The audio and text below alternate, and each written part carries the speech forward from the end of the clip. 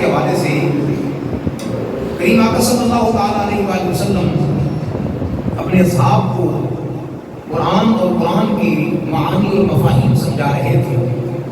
فرمایا جب حضرت ابراہیم علیہ نبینا علیہ الصلوۃ والسلام نے رب کے حکم پر اپنے پیارے بیٹے جناب اسماعیل سے مل کر کعبہ شریف تعمیر فرما لیا، قرآن عزیز قرآن رشید کے اندر یہ ارشاد باری تعالیٰ ہے وَأَذِّن فِي النَّاسِ بِالْحَجِّ يَأْتُوكَ رِجَالًا وَعَلَىٰ كُلِّ ضَامِرٍ يَأْتِينَ مِن كُلِّ فَجٍّ عَمِيقٍ۔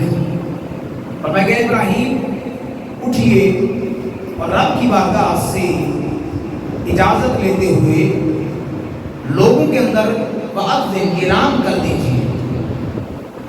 کس چیز کا؟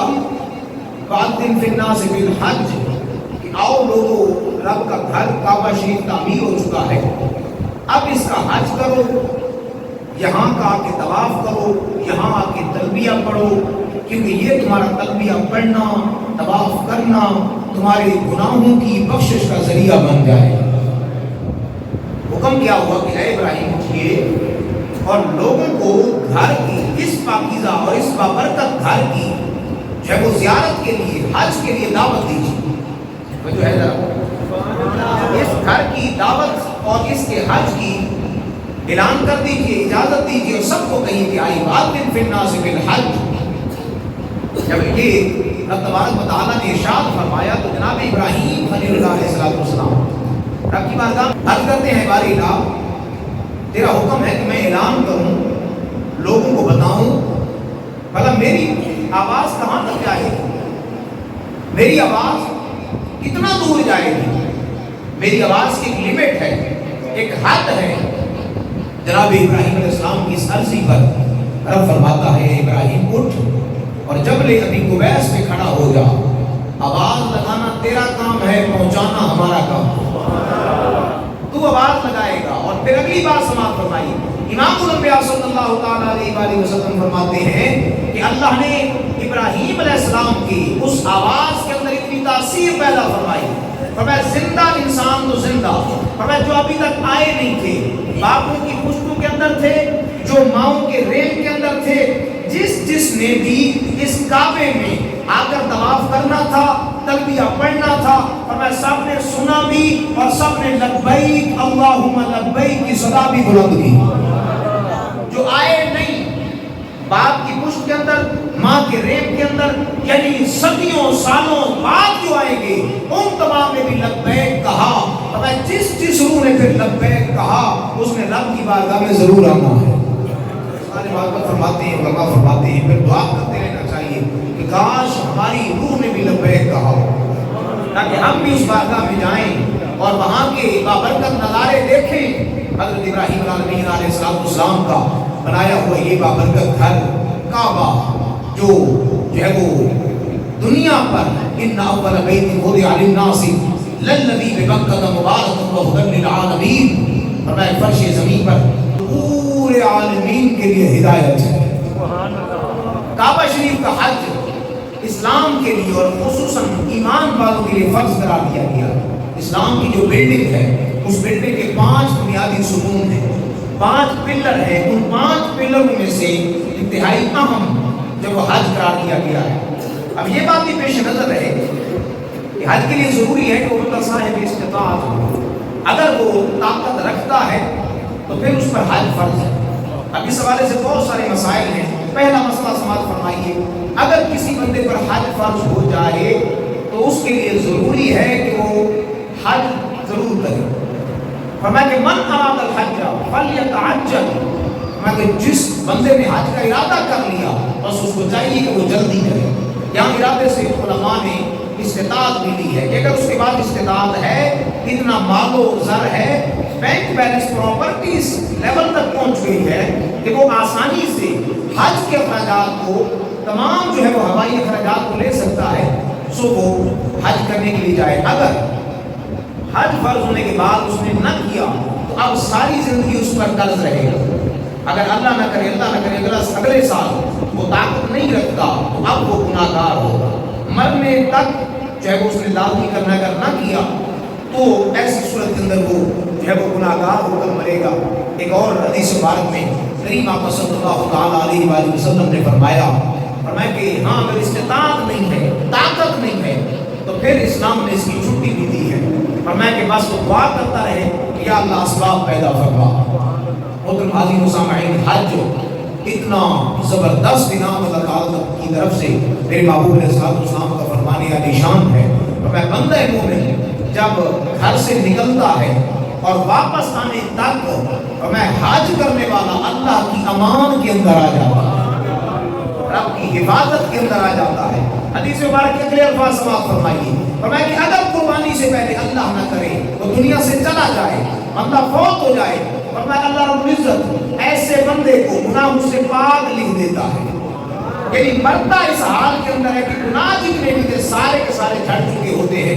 حدیث مبارک کے اپنے حصے کو سماعت فرمائیے اور پھر سینے کے اندر ٹھنڈ پہنچائیے۔ کریم آقا صلی اللہ علیہ وآلہ وسلم نے فرمایا جو بندہ حج کے دنوں میں ایک درہم، یعنی ہماری جو ثقافت کے اندر روپیہ، وہاں کے کلچر کے اندر درہم، ہمیں جو ایک درہم یعنی 1 روپیہ خرچ کرے، ہمیں اللہ رب العزت حج کے دنوں میں 1 روپیہ خرچ کیے ہوئے عام دنوں کے 40,000 روپیوں سے زیادہ اجر و ثواب عطا فرماتا ہے۔ یعنی عام دنوں میں بندہ 40,000 خرچ کرے اور حج کے دنوں میں اگر 1 درہم 1 روپیہ خرچ کرے، اللہ 40,000 درہم جتنا روپیوں جتنا ثواب عطا فرماتا ہے۔ پھر بتائیں جو لاکھوں خرچ کرے گا پھر وہ اربوں کی صورت میں کیسے دے کیا نہیں دے۔ یہ وہ انعام ہے رب تبارک و تعالیٰ کی طرف سے۔ کریم آقا صلی اللہ علیہ وآلہ وسلم کے صحابہ حاضر خدمت ہے، حج کی باتیں ہو رہی ہیں۔ کریم آقا صلی اللہ علیہ وآلہ وسلم نے فرمایا میرے صحابہ حج زندگی میں ایک بار فرض کر دیا گیا ہے۔ کوئی صحابی اٹھے، عرض کی یا رسول اللہ کیا کوئی دوسری بار؟ حضور خاموش رہے۔ تیسری بار؟ جب تیسری بار خاموش رہے، تھوڑی دیر بعد حضور نے فرمایا کہ میرے صحابہ کبھی کبھی جو رب کا حکم ہوتا ہے اس پر خاموشی اختیار کیا کرو، اگر میں کہہ دیتا دوسری بار تو پھر فرض ہو جانا تھا۔ کیونکہ وما ينطق عن الهوى ان هو الا وحی یوحی، ہمیں شان یہ ہے کہ جو میری زبان سے کلمات نکلتے ہیں رب کی ہاں تو قبولیت کے مقام پر پہنچ جاتے ہیں۔ سو ہر سوال کے اندر یا ہر بات کے اندر اپنی طرف سے رائے شامل نہ کیا کرو۔ اگر میری زبان سے دوسری بار کے بعد اور تیسری کے نکل جاتے پھر میں جتنے تک کہتا جاتا رب ہر مرتبہ فرض کرتا جاتا۔ یہ اس امت کی آسانی کے لیے تھا۔ تو سن ذکر کریم آقا صلی اللہ علیہ وآلہ وسلم کا فرمانے علی شان ہے اور میں کہ 3 بندے اللہ کے مہمان ہیں۔ پہلا بندہ ہمیں جہاد پر جانے والا، جو بندہ جہاد پر گیا ہوا ہے وہ رب کا مہمان ہے۔ اور رب کا ساڈا بندہ مہمان ہوتا ہے، اس علی قریبی دا محلے دار دا، بہت سارے مہمان تو ایسے بھی ہوتے ہیں کہ اگر وہ آنا چاہیں تو انسان پریشان ہو جاتا ہے کہ یہ جی آئے گا کہ کچھ دن رہ کے جائے گا۔ بہت سارے مہمان ایسے ہوتے ہیں جن کے وہ ملنے کو ہمارا دل نہیں کرتا، یعنی وہ آ تو جاتے ہیں ہم ان کو برداشت کرتے ہیں، لیکن کچھ مہمان ایسے ہوتے ہیں کہ ہم سرے سے ملنا ہی نہیں چاہتے، ان کو بٹھانا ہی نہیں چاہتے۔ لیکن کچھ مہمان ایسے ہوتے ہیں کہ وہ اگر آنے کی خواہش کریں آ جائیں، اب جانے لگے تو بندہ کہتا نہیں یار کچھ دیر ٹھہر جا، تھوڑی دیر بیٹھ جا، کچھ دن اور رہ جاؤ، یعنی کہ محبت ان کا تقاضا ہے۔ اب ہمارا 3 مہمان ہے، رب فرماتا ہے میرے مہمان 3 ہیں، اور میں پہلا ہوں جو جہاد کے راستے پر نکل پڑتا ہے، جہاد فی سبیل اللہ کے لیے نکلتا ہے، اور میں دوسرا جو عمرے کے لیے نکلتا ہے، تیسرا جو حج کے لیے نکلتا ہے، رب فرماتا ہے وہ میرا مہمان بن جاتا ہے۔ اور آپ جانتے ہیں کہ مہمان جو ہوتا ہے میزبان کے لیے لازم ہوتا ہے کہ اس کی ہر بات کو پورا کرے، رب بھی اپنے ہر مہمان کی ہر دعا کو قبول فرماتا ہے۔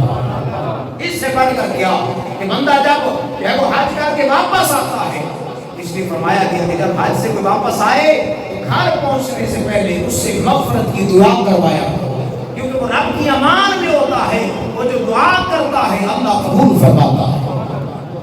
سو گھر آنے سے پہلے وہ تمام گناہ جو اس کے ہوتے ہیں وہ جھڑ کر اس طرح ہو جاتا ہے وہ ابھی ماں کے بدن سے باہر آیا ہے۔ اگر یہ حدیث مبارک سے بات فرمائیے، مصطفیٰ جان عالم صلی اللہ تعالیٰ علیہ وآلہ وسلم فرمانے علی شان ہے، فرمایا کہ 3 آوازیں رب کو بڑی پسند ہے، 3 آوازیں رب کو بڑی پسند ہے۔ فرمایا پہلی آواز آذان کی آواز، جو اکثر اذان جب ہوتی ہے تو ہماری پریشانی بڑھ جاتی ہے. اگر ہماری پسند کا کوئی ٹی وی ڈرامہ کو شو لگا ہوا ہے تو ہماری پریشانی بڑھ جاتی ہے کہ یہ اب ادھر سے اذان ہوگی، اب ادھر سے اذان ہوگی، اب آواز میوٹ کرنی پڑے گی. محترم حاضرین و سامعین، میرے محبوب کا فرمان ہے ہمیں اذان کی آواز رب کو سب سے زیادہ پسند ہے.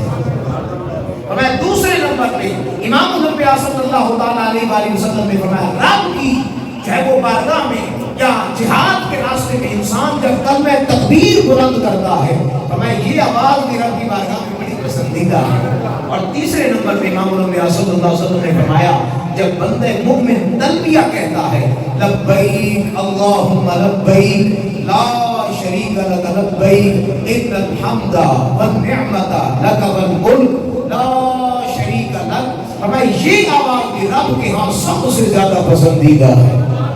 کبھی ایسا موقع ہو کہ وہاں کا شہر ہو، وہاں کی فضائیں ہوں اور یہی تکبیریں پڑھ رہے ہیں، یہی تکبیریں پڑھ رہے ہیں. اگر یہ سوال فرمائے امام الانبیاء صلی اللہ تعالیٰ علیہ وسلم تاجدار ختم نبوت نے فرمایا، صحابہ کا ہمیں غفیر ہے، حضور جو ہے وہ حج کے حوالے سے عمرے کے حوالے سے فرما رہے ہیں. فرمایا جب بندہ مومن احرام باندھ لیتا ہے، کیا کر لیتا ہے؟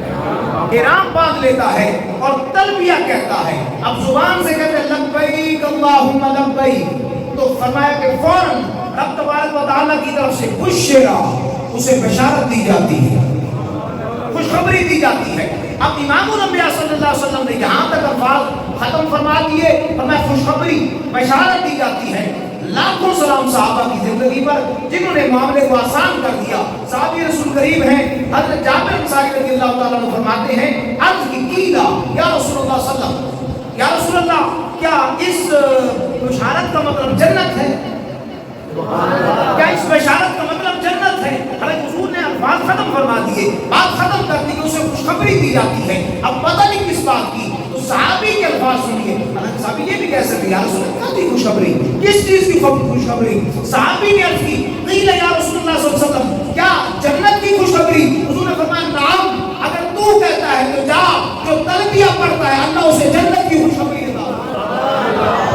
طواف اور تلبیہ احرام وہ بابرکت. اور پھر ابھی ایک بار سماعت فرمائیے، فرمایا رب تبارک و تعالیٰ فرش زمین پر سب سے پہلے فرمایا جب اپنی نظر رحمت فرماتا ہے تو فرمایا نظر رحمت جو ہے پوری دنیا میں جانے سے پہلے حرم پر جاتی ہے.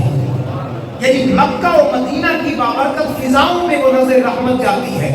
پھر فرمایا کہ جتنے بھی وہاں کے لوگ ہیں وہاں سے پڑھتی ہوئی خاص طور پر جو طواف کی حالت میں ہوتے ہیں لبیک اللہم لبیک کر کر کے کہہ کے جو کعبہ شریف کے دائیں بائیں گھوم رہے ہوتے ہیں رب تبارک و تعالیٰ ان پر اپنی نظر رحمت فرماتا ہے. اور اگر الفاظ بات فرمائے جس پر نظر رحمت پڑ جاتی ہے، جس پہ نظر رحمت پڑ جاتی ہے ہمیں رب تبارک و تعالیٰ اس کے سارے گناہوں کو معاف فرما دیتا ہے. اب ذرا میں تھوڑی سی تفصیل کے ساتھ آپ کے سامنے عرض کروں گی. انسان نے احرام بھی باندھ لیا. احرام کہاں سے باندھنا ہے؟ میقات سے. اگر آپ کسی بھی علاقے سے آ رہے ہیں، اگر عراق سے آ رہے ہیں یا ملک شام ان علاقوں سے آ رہے ہیں تو وہاں جو ہے وہ عراق سے جیسے آپ نکلتے ہیں وہاں کا ایک جو ہے وہ میقات ہے، احرام باندھنے کی جگہ ہے. اگر آپ شہر مدینہ کے اندر ہیں اور شہر مدینہ سے آپ جو ہے وہ مکہ کی طرف آ رہے ہیں تو راستے میں ایک مقام پڑتا ہے جسے مقام ذوالحلیفہ کہا جاتا ہے، وہاں سے آپ احرام باندھیں گے. اگر آپ طائف کی طرف ہیں اور طائف سے آپ شہر مکہ کو آ رہے ہیں تو میقات کرن المنازل، یہ میقات کا نام ہے، جگہ کا نام ہے کرن المنازل، یہاں سے احرام باندھیں گے. اگر آپ یہاں سے پاکستان سے جاتے ہیں چونکہ ہمارا میقات راستے میں پڑتا ہے تو اس لیے یہاں کے جو حجاج کرام ہیں عمرہ کرنے والے حج کرنے والے تو وہ پاکستان سے احرام باندھ کر جو فلائٹ کے اندر بیٹھتے ہیں تاکہ ان کے لیے آسانی رہے. اب بندے نے احرام باندھ لیا، زبان سے تلبیہ بھی کہہ دیا، آپ نے اس کا اجر بھی سن لیا کہ بندہ پڑھتا ہے اسے جنت کی خوشخبری دی جاتی ہے. اب یہ تلبیہ 3 دفعہ کہنا جو ہے وہ لازم ہے، بلکہ افضل ہے. ایک دفعہ کہنا زبان سے لازم ہے، یعنی ایک دفعہ آپ نے لازمی کہنا ہے احرام باندھتے ساتھ، اور 3 دفعہ کہنا افضل ہے. بہتر یہ ہے کہ انسان اونچی آواز سے پڑھے. امام الانبیاء صلی اللہ علیہ وسلم نے فرمایا جب بندہ حج کرنے والا صبح سے لے کر غروب آفتاب تک جتنے بھی کام کرتا ہے ساتھ ساتھ وہ تلبیہ پڑھتا رہتا ہے. فرمایا سورج جب چڑھتا ہے تو اس کے گناہوں کا بوجھ ہوتا ہے, جب غروب ہوتا ہے گناہوں کو ساتھ لے کر جاتا ہے, بندہ گناہوں سے پاک ہو جاتا ہے. آئیے ذرا آگے بڑھیے. آپ نے جو ہے وہ سب سے پہلے حج کے لیے, عمرے کے لیے, اپنے معاملات کو شروع کرنے کے لیے جو ہے وہ حرم کی بابرکت سرزمین میں قدم رکھنا ہے, اور پھر حرم سے جو ہے وہ حرم کعبہ کی طرف بڑھنا ہے جسے مطاف کہا جاتا ہے. میرے محبوب علیہ السلام کا فرمان, میں یہ کالے غلاف کے اندر لپٹا بابرکت اور خوبصورت گھر اتنا شان والا ہے, جیسے نظر پڑتی ہے جن سے جو دعا اٹھتی ہے اللہ وہ ساری دعاؤں کو قبول فرما دیتا ہے. انسان کی دعائیں تو اس لیے علماء فرماتے ہیں یہاں جب دعا کی جائے تو دعا یہ کرنی چاہیے, مولا میری دعاؤں قبول فرما. لیکن یہ بھی حقیقت ہے جب وہ نظر پڑتی ہے تو پھر دعائیں بھول جاتی ہیں, پھر جو ہے وہ حالت اور ہو جاتی ہے, انسان سمجھ نہیں پاتا کہاں وہ بابرکت گھر جسے جناب ابراہیم بناتے ہوئے رب کی بارگاہ میں دعائیں کر رہے ہیں اور جو ہے وہ لوگوں کو حج کی دعوت دے رہے ہیں. ان اول بیت وضع للناس کا جو ہے وہ مقام اور مرتبہ رکھنے والا وہ بابرکت حیبت اور جلال والا گھر انسان جب قدم رکھتا ہے. میں نے بڑے بڑے لوگوں کو دیکھا دنیا کے اندر مزاحیہ اور جو ہے وہ باتیں کرنے والے, لیکن وہاں رب کے جلال اور غضب کا حیبت کا عالم یہ ہوتا ہے کہ جو ہے وہ بغیر کچھ کہے آنکھوں سے آنسو چل رہے ہوتے, ایک جو ہے وہ منظر جاری ہوتا ہے. وجہ کیا ہے کہ رب تبارک و تعالیٰ کہ ایک تو انعامات پر انسان خوش ہوتا ہے کہ میرے ویسا گناہگار بندہ ایس قابل کو ایک لے آئے, لیکن نہ بھی خوش ہوتے مولا تیرا کرم ہے جو تم نے اسے بلایا ہے. یہ ایسے مناظر ہیں, یہ ایسی باتیں ہیں جو زبان جو ہے وہ بتانے سے قاصر ہے. اللہ تعالیٰ آپ کو لے جائے اور وہاں کی سعادتیں عطا فرمائے اور آنکھوں سے اس جو ہے وہ غلاف کو, اس بابرکت گھر کو دیکھنے کی سعادت عطا فرمائے. ہم نے جب عمرہ شروع کرنا ہے, اپنے معاملات جب کعبہ شریف سے مطاف اب جائیں گے تو پہلا جو آپ کا رکن آئے گا جسے حجر اسود کہا جاتا ہے. حجر اسود, حجر عربی زبان میں کہتے ہیں پتھر کو دے اسود کالے رنگ کا, لیکن حدیث مبارک کیا فرماتی ہے حضرت عبداللہ بن عمر رضی اللہ تعالی عنہما حدیث مبارک کے راوی ہیں, فرمایا امام الانبیاء صلی اللہ علیہ وآلہ وسلم نے فرمایا کہ حجر اسود حضرت آدم علیہ السلام کے ساتھ ہی دنیا میں اتارا گیا تھا. جب آپ جنت سے آئے تھے اسی وقت اتارا گیا, اور رنگ کی طرف سے حضور نے فرمایا کہ جس طرح برف سفید ہوتی ہے یا دوسری بات کے بعد جس طرح دودھ سفید ہوتا ہے, فرمایا اس طرح اس کا رنگ سفید تھا. صحابہ کی سونے اتنا سفید پتھر ہوں تو دیکھیے سارا کالا ہو چکا ہے, اس کی وجہ کیا ہے؟ میرے محبوب علیہ السلام نے فرمایا میرے صحابہ اس کو ایمان والوں سے بڑا پیار ہے. پتھر بول پہنے, انسان نہ بولے تو انسان کا اپنا جو ہے وہ قصور, انسان کی اپنی قسمت. اور میں پتھر اللہ نے اس کو یہ طاقت دی ہے, اور میں جو بھی بندہ مومن اس کا بوسہ دے گا, استلام کرے گا دور سے تعلیم کے, اگر جو ہے وہ قریب جائیں تو بوسہ دیں, اگر نہیں چوم سکتے جگہ نہیں مل رہی اور میں دور تمہیں ہاتھ یا ہاتھ کے اندر ڈنڈا ہے آسا دور تو کرو. میں پتھر بے زبان بے عقل, لیکن اتنا عقل ہے کہ سارے کو دیکھ رہے ہیں اور طاقت اور پاور سے کریں. اور میں کہ بندے آندے گناہوں کو کھینچ لیتا ہے, انسان کے گناہوں کو کھینچ لیتا ہے. آئیے ذرا آگے چلیے. حضرت عمر فاروق رضی اللہ تعالیٰ امیر المومنین ہیں, آپ کا دور خلافت ہے, حجر اسود سامنے ہے, امیر المومنین عمر آئے, ہاتھ رکھا, اب چومنے لگے, بوسہ دینے لگے, کہا حجر اسود خیال کرنا میں نے کبھی جو ہے وہ تم کو سجدہ نہیں کیا اور نہ کبھی ان کو اپنا خدا مانا ہے. آج بھی میں لعنت بھیجتا ہوں ایسے لوگوں پر, لیکن تجھے اس لیے چوم رہا ہوں کون چومی ہے, تو میں اس لیے چوم رہا ہوں کہ میری سرکار نے چوما ہے. مجھے پتا ہے تو کوئی نفع اور نقصان نہیں دے سکتا, تو کچھ نہیں, کسی چیز کا مالک نہیں ہے, لیکن چومے ایسے واسطے کہ سونیا چومی ہے. یعنی گال کی تھی حضرت مولا علی کچھ نہیں کرتے تھے, ہاتھ رکھو عمر جی علی, اور میں نا میں سرکار کو سنی ہے.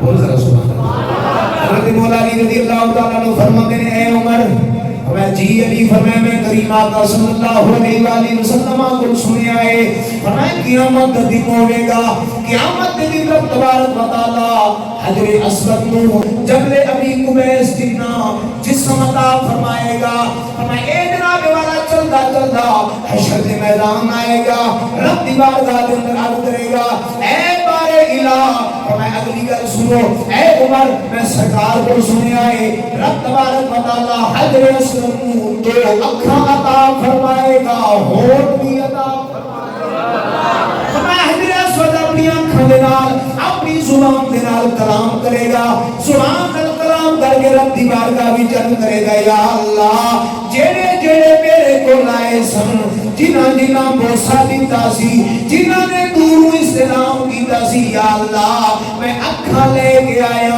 میں جاننا ماں ساریاں جنت دا مہمان بنا دے، میں حجر اسود قیامت والے دن بے زبان بے عقل پتھر ہے لیکن وہ رب کی بارگاہ میں بولے۔ اگلی بات سوال فرمائیے، امام الانبیاء صلی اللہ علیہ وسلم کا فرمانے والی شان ہے، ہمیں قبر المومن روضۃ من ریاض الجنہ، ہمیں مومن کی قبر جنت کے باغوں میں سے باغ ہے۔ اب ایک طرف حجر اسود جڑا کچھ نہیں دے سکتا، جو ظاہر پتھر، عقل بھی نہیں، شعور بھی نہیں، لیکن وہ قیامت والے دن گناہگاروں کی بخشش کا ذریعہ بنے گا۔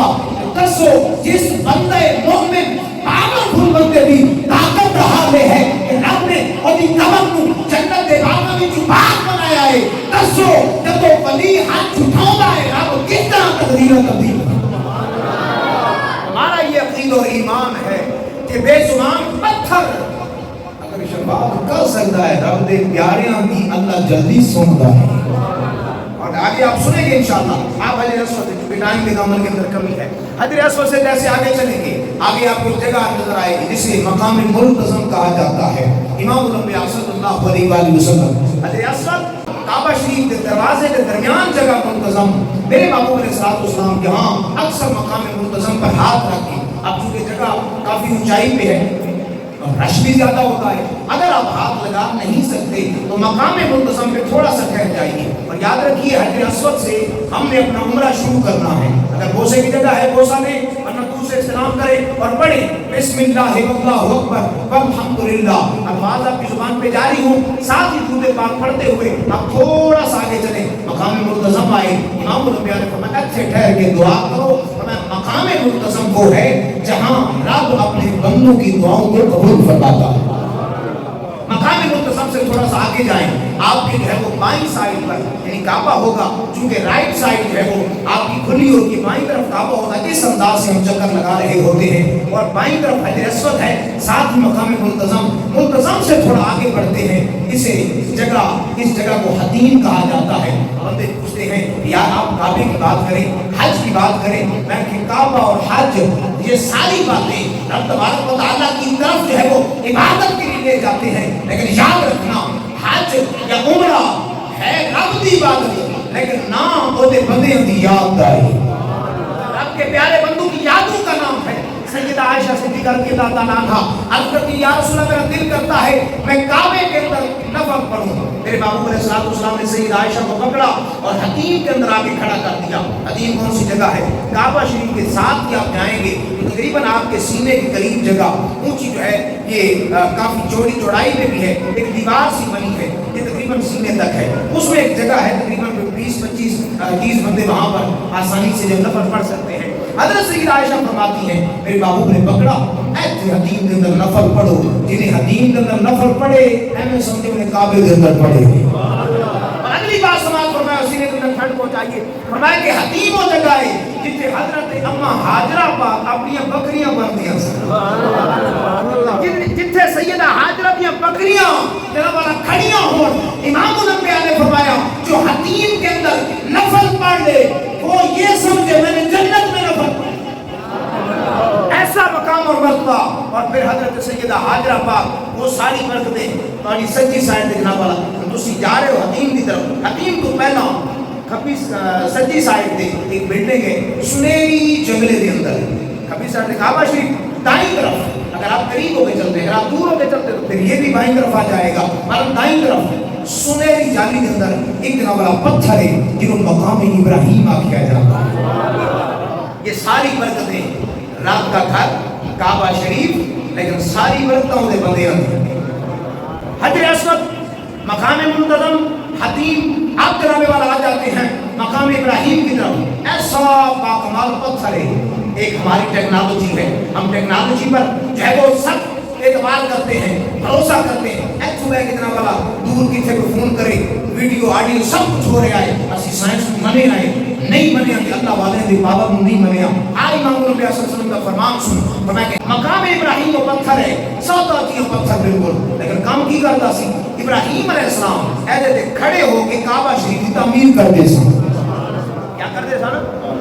کعبہ شریف کی تعمیر. اگلی گل سنے فرمایا جب حضرت ابراہیم نے اوپر جانا ہوتا، فرمایا چونکہ پتھر چھوٹا تھا، آپ نے جب اوپر جانا ہوتا آپ ارادہ کرتے پتھر اٹھتا جاتا، یعنی فولڈنگ کا کام کرتا. یا دوسری گل کرتے گھوڑا پوڑی کا کام کرتا سی. آپ جتھے جانا چاہتے ادھر اٹھتا جاتا. آپ نے کام کعبہ مکمل کر دیا، تھلے اترن لگے. اللہ نے اس پتھر کو عقل عطا کیتا. رب دی بارگاہ وچ عرض کردا مولا تیرا خلیل اترن لگا ہے، نہیں پتا پھر چڑھے گا. مولا مینوں نرمی عطا کر، مینوں نرمی عطا کر. رب نے فرمایا پتھر کی چاہنا ہے؟ میں چاہنا تیرے یار دے پیر میرے تے لگ جاؤں. تے یار دے پیر لگ گئے اور میں قیامت تک میں پتھر نہیں رہوں گا، مقام ابراہیم بڑھ جاؤں گا. اور صرف اتنا ہی نہیں بلکہ اگلی گل سنو. حضرت عمر پاک جناب والا مبارک عمل حضور دی بارگاہ وچ حاضر ہوئے. امیر المومنین عمر رضی اللہ تعالیٰ عنہ دوسرے خلیفہ. یا رسول میرا دل کرتا ہے کہ جتھے مقام ابراہیم ہے، ابراہیم پاک دے قدمہ والا پتھر اللہ تعالیٰ تو لے جائے، جا کے دیکھو گے ابراہیم پاک کی انگلیاں دے پیر دا سورا نشان نظر ہوگا. حضور علیہ الصلوۃ والسلام کی بارگاہ میں یا رسول میرا دل کرتا ہے مقام ابراہیم تے کبھی نماز پڑھنا شروع کر دئیے. حضرت عمر فاروق نے جب یہ گزارش پیش کی، میرے فاروق نے فرمایا عمر ابھی تک ایسا حکم نازل نہیں ہوا. لیکن عمر چلے نہیں ادھر قرآن ہے. اب تبارک و تعالیٰ قرآن کے اندر اعلان فرما رہا ہے، فرمایا وَاتَّخِذُوا مِن مقام ابراہیم مصلی. یا رسول اللہ تھوڑا جی غلام چاہتا ہے، ہمیں اسی اجازت دیتی ہے واتخذوا بنا دو من مقام ابراہیم مصلی. اس واسطے حاجی حضرات جو طواف کرنے دینے، طواف کرن تو بعد آب زمزم پین تو پہلے پھر جناب والا مقام ابراہیم کے نفل ادا کیتے جاتے ہے. وہ بھی پتھر ہے، ساڈا بھی پتھر، لیکن فرق اتنا ہوا کہ اللہ دے نبی دے قدم لگے. اللہ نے قرآن دے اندر قیامت تک وہ دی جگہ دا تذکرہ فرمایا. حج رب کا ہے، عبادت رب کی ہے، لیکن یاد نے بندے دی آگے چلے جناب والا. رکن یمانی ایک بابرکت جگہ ہے، یہ وہ بابرکت جگہ ہے. میرے باپو نے فرمایا جب رکن یمانی پر آؤ، یہ حجر اسود سے پہلا پھر رکن ہے، پہلا جو ہے وہ گناہ ہے. جب کتھے آؤ کتھے بھی دعا کرو. میرے باپو صلی اللہ علیہ وسلم فرماتے ہیں فرمایا رکن یمانی دے رب تبارک و تعالیٰ دے 70,000 فرشتے موجود نے کام کی کر دینے. فرمایا جب میرا غلام اس جگہ دے آکے دعا کرتا ہے 70,000 فرشتے آمین کہنے نے. 70,000 فرشتے آمین کہنے. ابھی جو ہے وہ عمرے کی طرف، ابھی حج کی طرف چلے نہیں کہ برکتیں دیکھیے. اور پھر کعبہ وہ جگہ جس جگہ پہ ہم جو ہے وہ گھوم رہے ہوتے، چکر لگا رہے ہوتے، اتحاب دے نبی دفن دی. نیچے قبریں ہیں، اوپر جو ہے وہ طواف ہو رہا ہے، نماز ہو رہی ہے. ایک طرف فتویٰ ہے کہ جہاں قبر ہو قبر کی طرف چہرہ کیا جائے، نماز نہیں ہوتی. اور یہ ایسا ہی ہے اگر سامنے قبر ہے تو نماز نہیں ہوگی. لیکن رب تبارک و تعالیٰ دے گھر دے اصولی لگ پکڑے نے جناب والا انداز بھی جدا ہے. ہمیں نیچے رب دے نبی اتنے نماز پڑھو گے، نماز ایک پڑھو گے ثواب لکھاں دا پاؤ.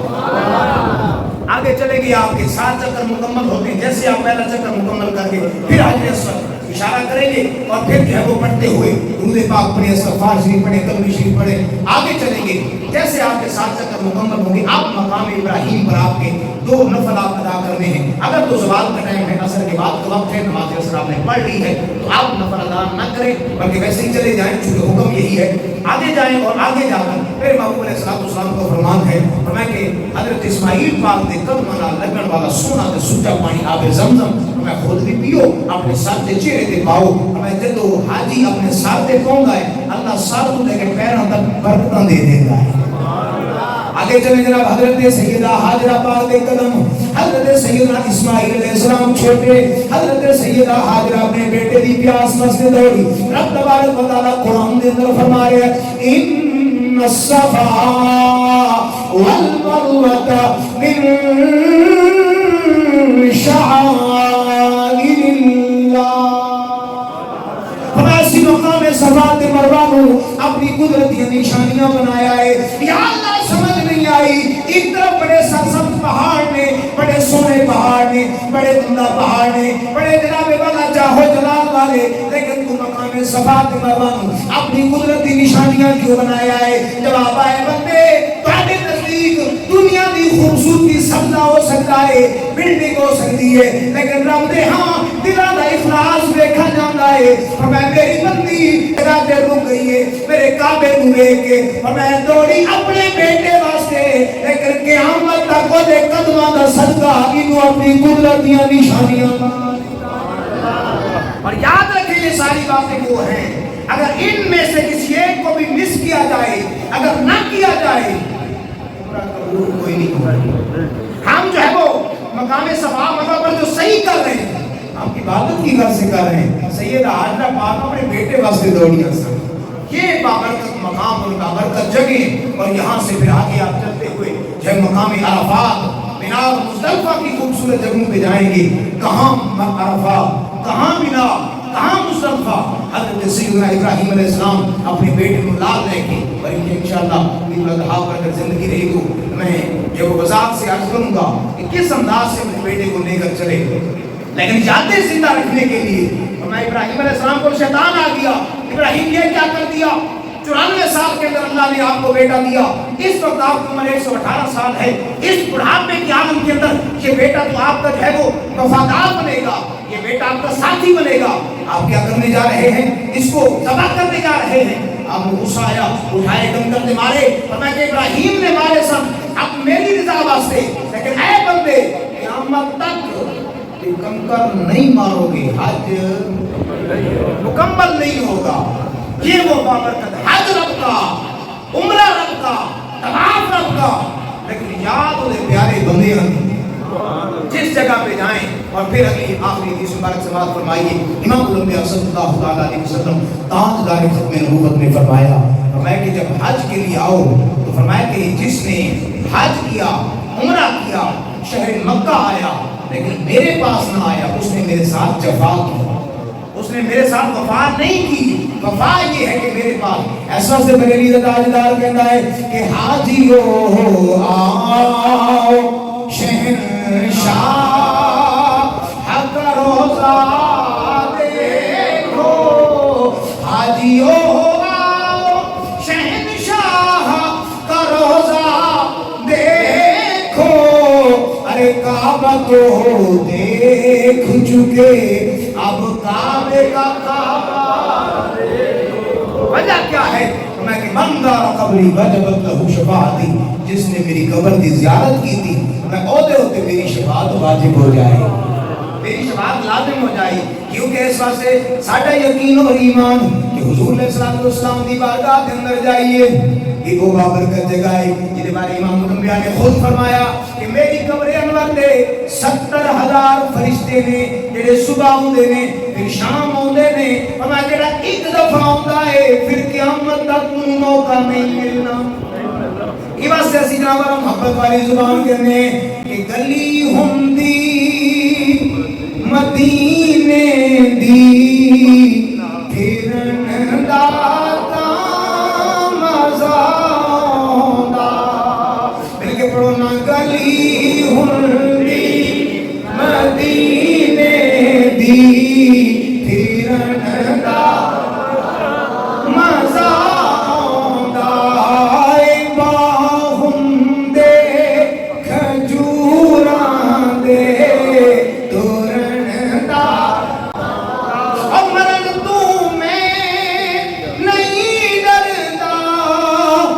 اے موت ایک دن تے آنی ہے پر قبر ہوندی باقی دے وچ مرن دا مزہ آوندا قبر ہوندی باقی دے وچ مرن دا مزہ آوندا اے سینہ منبر نال ہوندا سبز گنبد دی چھاں ہوندی اے سینہ منبر نال ہوندا سبز گنبد دی چھاں ہوندی اساں مدداں دے سکدیاں نوں ٹھرن دا مزہ ہوندا اساں مدداں